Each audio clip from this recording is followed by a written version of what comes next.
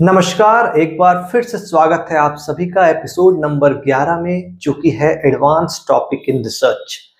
Research methodology के series में हम अब लास्ट सेकंड एपिसोड में आ गए हैं, जहां पर हम एडवांस टॉपिक्स पर बात करेंगे। एट प्रेजेंट टाइम में अगर आप रिसर्च करना चाहते हैं तो कौन से वो कोर एरियाज होंगे, उस पर हम इस एपिसोड में चर्चा करेंगे आप सभी के साथ। सबसे पहले आपके साथ मैं बताना चाहूंगा कि कटिंग एज रिसर्च टेक्निक्स, जिसमें कि आप बिग डेटा एनालिटिक्स पे काम कर सकते हैं। अगर बिग डेटा एनालिटिक्स की बात तरीके से कहा है तो मतलब कह सकते हैं कि the use of large data sets to uncover patterns and trends.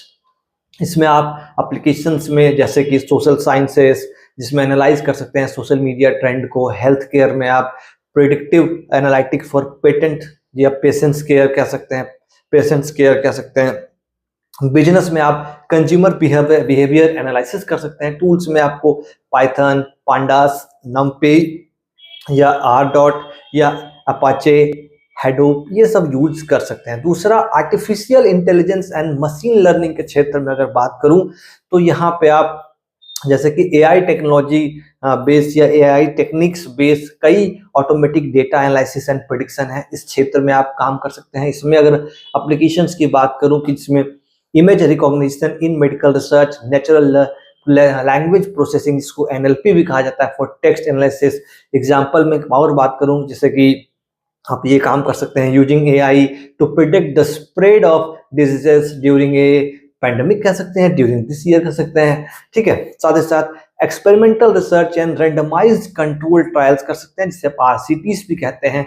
ये भी क्षेत्र में आप काम कर सकते हैं। अगर बात करूं उसमें क्या करें, जैसे कि आप टेस्टिंग कर सकते हैं हाइपोथेसिस का by manipulating variables in controlled environment.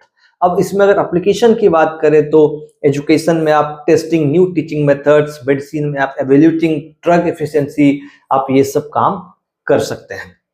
साथ ही साथ आगे अगर मैं बात करूं इंटरडिसिप्लिनरी रिसर्च की, तो इसमें आप कंबाइन कर सकते हैं एक डिसिप्लिन को दूसरे डिसिप्लिन से, एक नॉलेज को दूसरे नॉलेज के मेथड के साथ डिफरेंट फील्ड्स में एड्रेस करने के लिए किसी कॉम्प्लेक्स प्रॉब्लम को। ठीक है, उदाहरण के रूप में अगर और आपको समझाऊं तो मान लीजिए इन्वायरमेंटल साइंस में आप इंटीग्रेट करेंगे biology, chemistry and social sciences को स्टडी करने के लिए क्लाइमेट चेंज को, तो एक कॉम्प्लेक्स प्रॉब्लम को आप कहीं ना कहीं बहुत ही सिंपल तरीके से निकाल पाएंगे।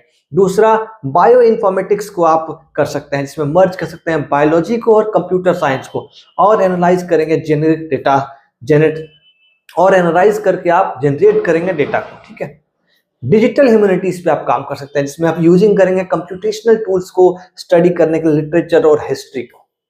कुछ चैलेंजेस हैं जो कि आपको जरूर आएंगी, वो भी आपके साथ साझा कर देता हूं। सबसे पहले आपको ब्रिज बनाने में, नॉलेज में गैप्स को, दोनों को आपको प्रॉब्लम आएगा, क्योंकि दोनों डिसिप्लिन्स के अपने अपने कोर एरियाज, अपने अपने लैंग्वेज टर्मिनोलॉजीज, अपने अपने मेथड्स होंगे, उसको आपको समझना होगा, सीखना होगा, मैनेज करना होगा डाइवर्स टीम एंड मेथडोलॉजीज को, तभी जाके आप ऐसे रिसर्च कर पाएंगे। क्योंकि एडवांस रिसर्च एरियाज की बात हो रही है यहाँ पे। इमर्जिंग ट्रेंड इन रिसर्च क्या है, उस पर अब हम बात करेंगे, जिसमें कि आप open science and data sharing पे काम कर सकते हैं। आज के डेट में सभी कंपनीज के लिए बहुत बड़ा स्कोप है, जिसमें आप प्रमोट कर सकते हैं transparency, collaboration by making data and findings freely available. इससे बेनिफिट आपको ये होगा कि इनहांस होगा आपका रिप्रोडक्टिविटी एंड क्रेडिबिलिटी इन मार्केट, पहला।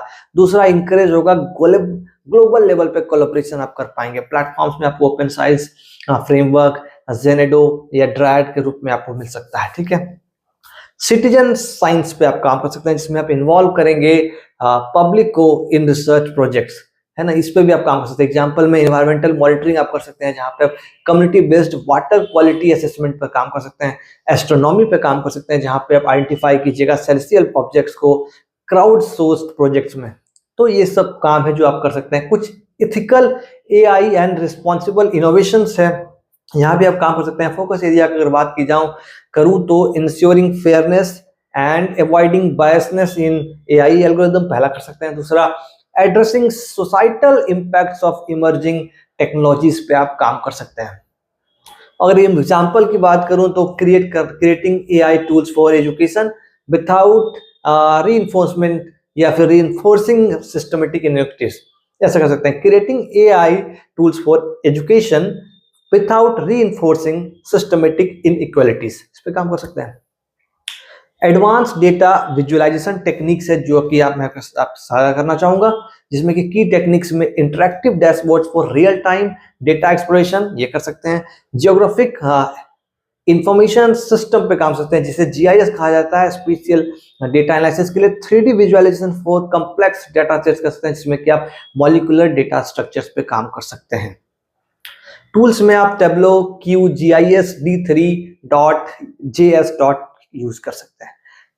एट लास्ट आपके लिए प्रैक्टिकल एक्टिविटी यही है कि कुछ एडवांस टॉपिक पसंद आया हो या आपको और कुछ एडवांस टॉपिक लगता है तो उस पर आप काम कीजिए, उस पर थिंक कीजिए और डेफिनेटली इससे आपका रिसर्च का जो कोर एरिया है वो स्ट्रांग होगा। तो मिलते हैं अगले और आखिरी एपिसोड में जहां पे हम आप सभी के Q&A और कुछ ऐसे फ्रीक्वेंटली आस्क्ड क्वेश्चन है उसको साझा करेंगे। तब तक के लिए आप सभी का नमस्कार, धन्यवाद।